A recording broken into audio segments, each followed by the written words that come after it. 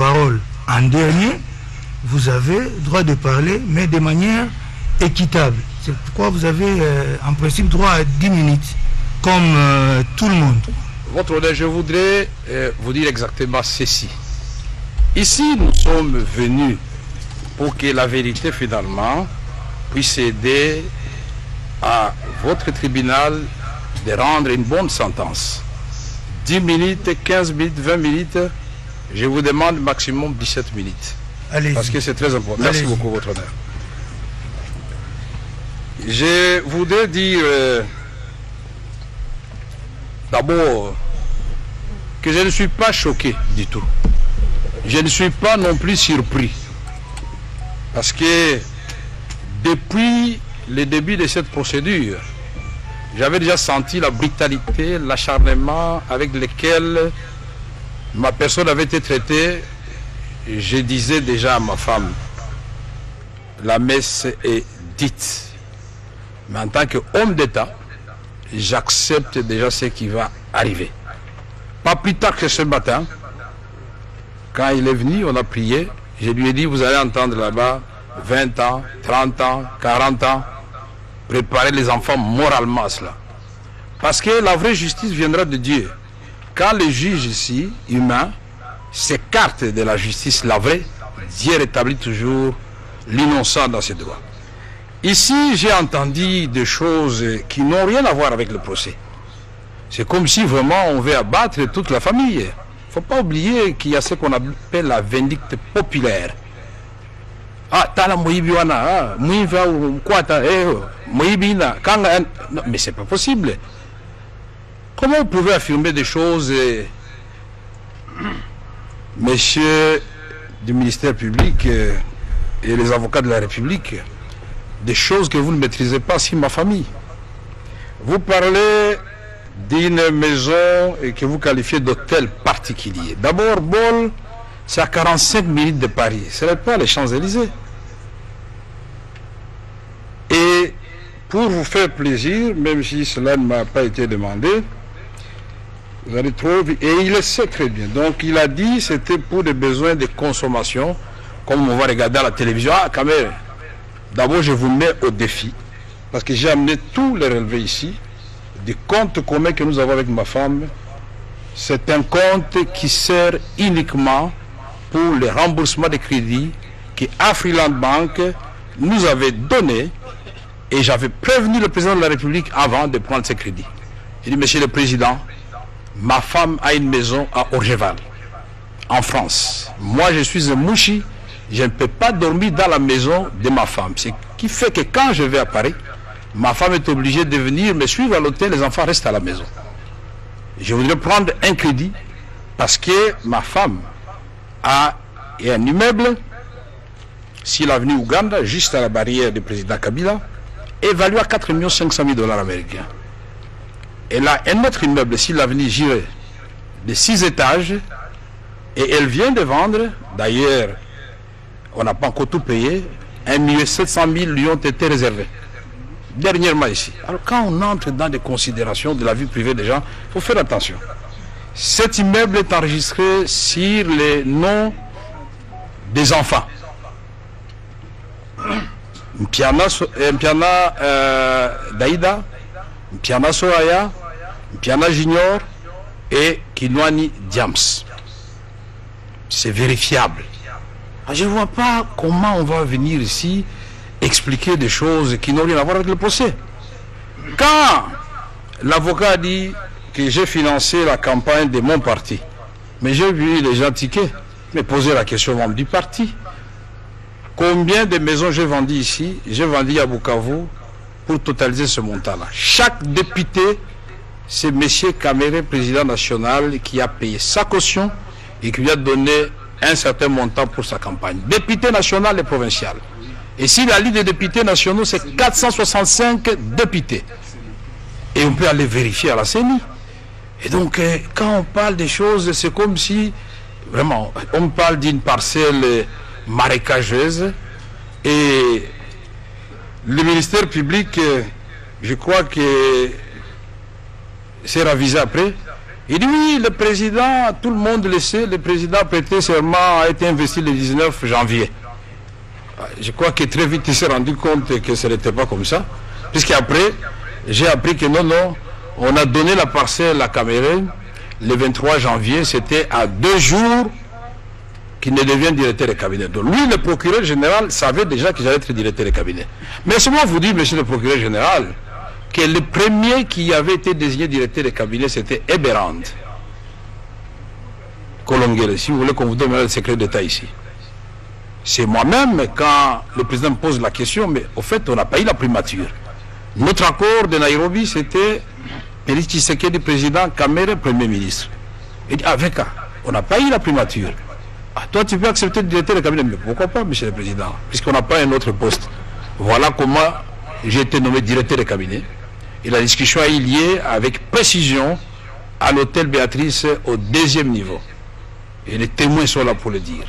Alors, il ne faut pas venir ici salir l'honneur de quelqu'un. Partout où je suis passé, à l'Assemblée nationale, on gère de fonds secrets que j'avais transformés en montant à ce qu'on appelle invisible. Tous les députés le savent. J'ai multiplié les salaires des agents de l'Assemblée nationale par 6 de l'administration. J'ai multiplié les salaires des députés par 3.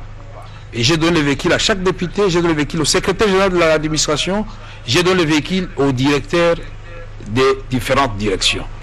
Je viens d'arriver à la présidence, demander aux conseillers leur salaire est multiplié par 3.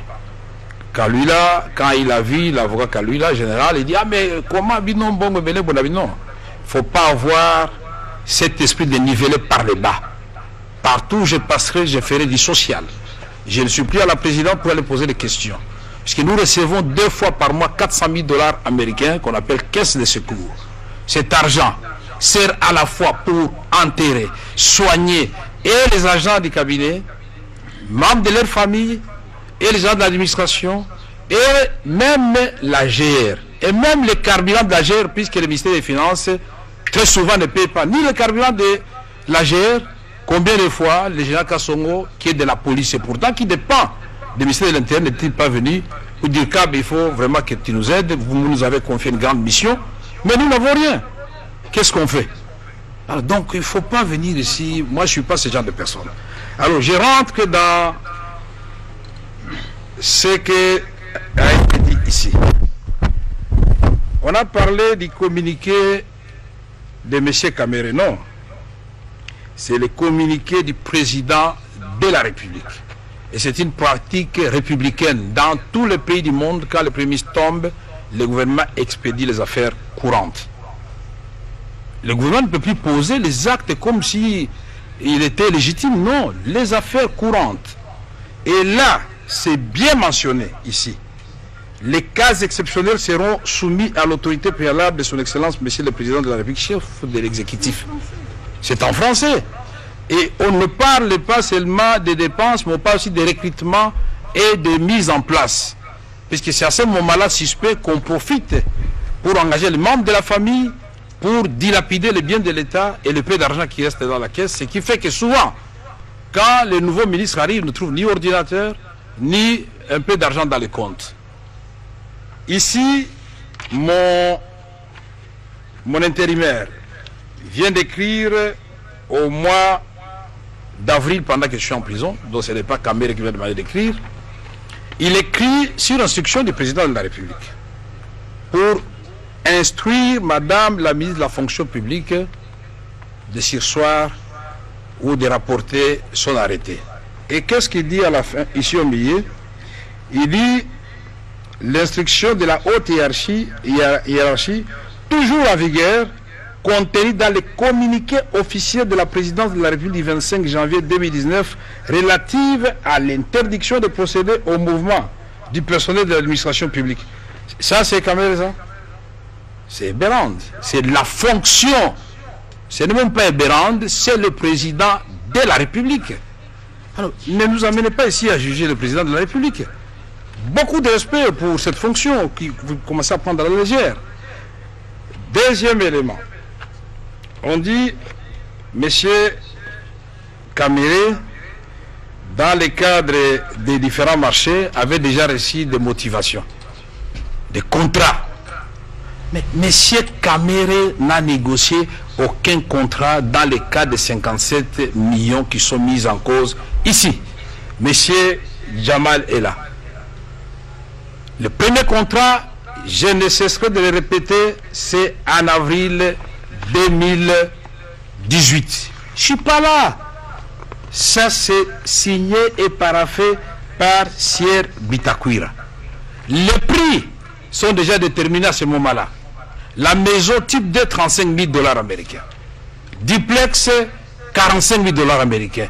Et c'est la facture qui est annexée au contrat, fait partie intégrante du contrat. Et là-dedans, qu'est-ce qui est écrit?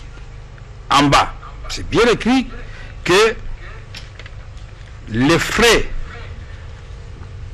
de ce chiffre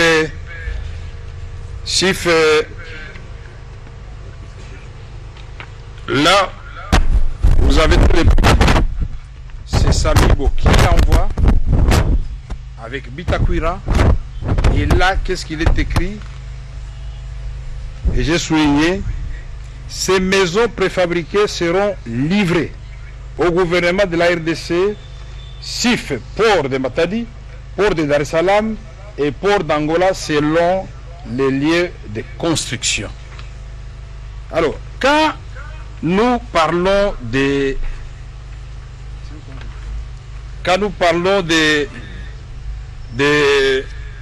dédouanement, des frais administratifs, les avocats l'ont dit avec beaucoup d'éloquence, M.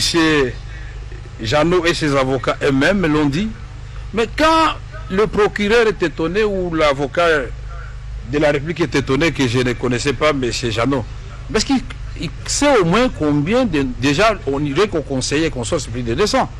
Prenons toute l'administration, là nous sommes au nombre de combien? Moi je crois qu'une bonne administration travaille par l'écrit. Je n'ai pas besoin de voir chaque agent individuellement. Sinon j'exigerais à tout le monde de venir me voir avant de signer les documents. C'est ça qui pourrait constituer effectivement que c'est mon petit de confiance. Mais il est là depuis l'AFDEL. Il est nommé à ce poste d'import-export en 2001.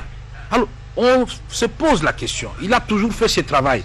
Et ici, j'ai amené des documents de ce qu'il a toujours fait et de la même façon. Donc, quand Béassikou écrit, il fait, c'est bon. Quand Kamer écrit, il fait, c'est mauvais. Ah non, il y a quelque chose qui ne marche pas très bien. Nous disons ici, nous sommes venus, et j'ai cru entendre ici que nos amis ont refusé finalement, et c'est la première fois que j'entends ça, je ne suis pas juriste, que pièce contre pièce ou pièce sur pièce, ce n'est pas une bonne chose.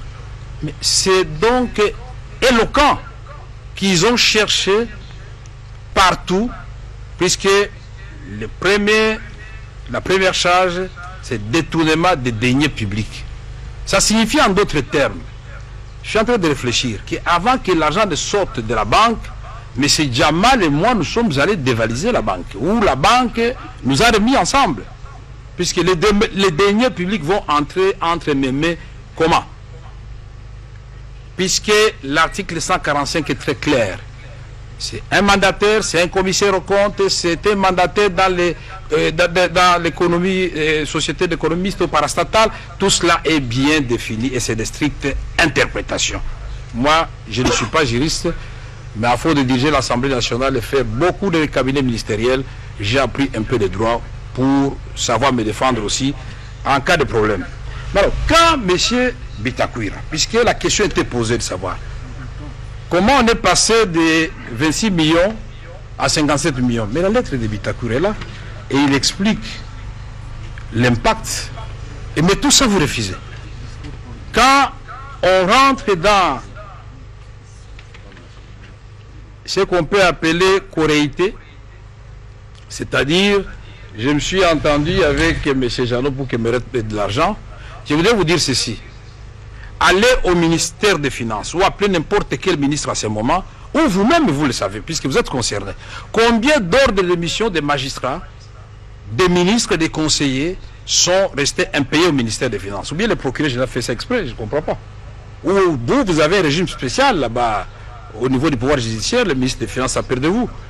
Vous avez félicité le ministre des Finances qui a refusé de payer Samibo. Ça signifie que le même ministre des Finances a la possibilité de payer. Alors, nous voulons dire ceci. On a suivi beaucoup de choses et tout cela nous inquiète. Parce que les témoins sont passés ici. Aucun des témoins, même ceux qui me détestent, ont dit non, Kamere a pris l'argent. Tous ils disaient que Kamere était superviseur. Mais comme moi je protégeais la fonction présidentielle, tout son prestige, c'est l'avocat qui vient de lire. Là où le président lui-même dit les travaux, le programme dont je suis superviseur. Et nous on le faisait au nom du président de la République, mais avec chaque ministre sectoriel. Mais aujourd'hui, c'est l'affaire de Kamere. Kamere est ici et se pose toujours la question de savoir il est ici, comment et pourquoi. J'étais convaincu qu'aujourd'hui, on va me présenter finalement les pièces. Monsieur Kamere, sur les 57 millions de dollars américains, voici preuve à l'appui ce que vous avez reçu. Monsieur Kamere, sur les 1 million 174, je ne sais pas combien de monsieur Jeannot, voici votre part. On ne doit pas s'y poser.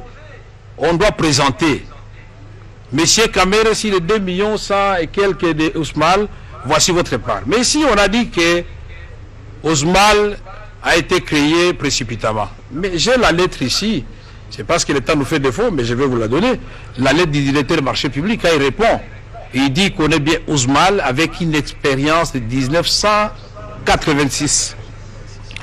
Mais alors on confond. Quand on fait la mutation pour entrer dans l'OADA, on considère que c'est ça la date de la création de l'entreprise. Je ne suis pas là pour faire l'avocat de Jamal. Mais je voudrais ici quand même, avant de clôturer, montrer une seule lettre. C'est la lettre de Carmode qui écrit puisque quand le procureur a posé la question, comment vous avez fait confiance à Ousmane, c'est Carmode qui écrit d'abord, et ce monsieur avait déjà commencé, dès que le président lui a parlé au Kanchachi, il a commencé déjà à préfinancer les maisons. Et aujourd'hui, 93 maisons contenues dans 31 conteneurs, et les belles sont là, sont au port de Matadi. Et dans la lettre, ils disent que 907 autres maisons se trouvent à Istanbul. Et donc, nous avons payé 2 115 000 dollars américains, le ministre des Finances Yave, et ça représente 3,7% de la facture. Il ne faut pas qu'on donne l'impression ici qu'on a tout de... Mais la prestation représente déjà 30%. C'est ce qui avait été convenu. Ici, je voudrais dire aussi que nous sommes entrés, pas de faire le droit ici, c'est que j'ai entendu si on est en train de faire la politique. Mais laissez-moi vous dire que le programme de 100 jours, c'est 132 000 enseignants nouvelles, non payés, qui sont payés par Félix Tshisekedi. 300 000 nouvelles unités en train d'être mécanisées. 5 000 médecins, allez voir au ministère du budget, progressivement en train d'être payés. Le salaire des enseignants est passé de 50 dollars à 250 dollars américains pour permettre aux parents de ne pas payer. Et ceci, vous vous souviendrez quand nous étions partis au sacre, quand revenant de Rome, le cardinal Ambongo avait dit, monsieur le président, c'est une bonne chose de parler de la gratuité, mais il ne faut pas que la réforme vienne tuer finalement le système éducatif. Et il a fait ces 2 remarques. Le président m'a demandé de noter. C'est comme ça que nous avons engagé des discussions avec les coordonnateurs des écoles conventionnées catholiques. Et aujourd'hui, quand on peut lire la lettre du ministre du budget, moi je n'aime pas trop les polémiques, il était ici, ça c'est M. Pierre Kangoudi, le ministre d'État du budget. C'est lui, après des réunions, qui nous montre finalement comment il faut payer. Quand il termine la réunion avec son ami des finances et de l'enseignement primaire et secondaire, ils écrivent au président de la République. Ça, c'est note à l'intention de son Excellence, Monsieur le Président de la République. Modalité d'application de la gratuité de l'éducation de base. Ce n'est pas Kamere qui a signé, mais à la fin, qui signe Henri Have, ministre des Finances, ministre d'État du Budget, Pierre Kangoudia, le ministre de l'Enseignement primaire et secondaire et professeur Emery Okunji Ndjovu. Et donc tout ça, Kamere travaillait dans l'opacité. J'ai dit aussi que ce procès est politique. Pourquoi? Parce que au moment où nous parlons, nous avons 132 écoles construites dans le cadre de 100 jours. Nous avons 42 centres de santé construits dans le cadre de 100 jours et 32 équipés. Nous avons remis l'eau à Kitona. Depuis 10 ans, les militaires n'avaient pas d'eau. On a remis l'eau au camp Kokolo. Et maintenant, le président pense à donner aux militaires 2000 maisons et 1000 maisons aux policiers. Vous estimez que le président qui avait dit qu'il va faire du social des militaires et des policiers, le premier défenseur de la République, sa priorité, c'est une mauvaise chose. Moi, je suis étonné. Donc, je voudrais conclure en disant ceci. On n'a pas pu démontrer ici, puisque c'est en direct, par une pièce irréfutable, le détournement des deniers publics par M. Kamere. On n'a pas pu démontrer ici, d'ailleurs, je n'avais même pas besoin de parler, puisque Jamal a parlé lui-même, il ne m'a jamais rien remis. On n'a pas pu démontrer ici la correctité avec M. Jeannot, puisqu'il vous a présenté toutes ces pièces. Le comptable a parlé. Je me demande quand le comptable parle, le ministère public ferme les oreilles ou comment? Puisque le comptable a dit oui, j'ai reçu une décharge et au retour, Jeannot est venu me remettre les pièces justificatives. Alors je pose la question, au niveau de la corruption, vous supposez qu'on m'a corrompu parce que Changaloume est mon cousin? Donc monsieur le président, d'aujourd'hui, s'il y a un membre de votre famille ici à Makala, automatiquement on doit vous amener aussi à Makala. Comme je suis là, donc en principe, on devait amener aussi mes enfants. Votre papa, c'est un voleur. Alors vous tous là, vous êtes des voleurs. Mais le pénal, c'est individuel. C'est un père de famille. Il a ses enfants, il a sa femme. Et il est présumé innocent. On a essayé de les torturer à gauche, à droite, citer le nom de Kamere. Mais je vais citer un innocent. Le papa ici a été soumis aussi à beaucoup d'interrogatoires. Citer Kamere, pas de Kamere. Et c'est politique, pourquoi? Parce que quand nous découvrons qu'il y avait des ponts, plus de 35 ponts, qui n'avaient pas été placés alors qu'ils avaient déjà été achetés, on découvre qu'il y a des bacs 24, on les pose et on fait 2000 km de route bâtie, le DG de l'office des routes est arrêté. Quand on accélère les travaux de Saute-Mouton et on fait l'avenue du commerce, on bétonne Bokassa, on fait une nouvelle avenue à Kisuka, on bétonne une partie de l'avenue du tourisme. On dit non, non, non, l'avenue de l'université, il n'y a plus de Maboulou Mazengele. C'est fini cette affaire, ça appartient au passé. On fait Kurumba, on fait Pelende, à Tchangou.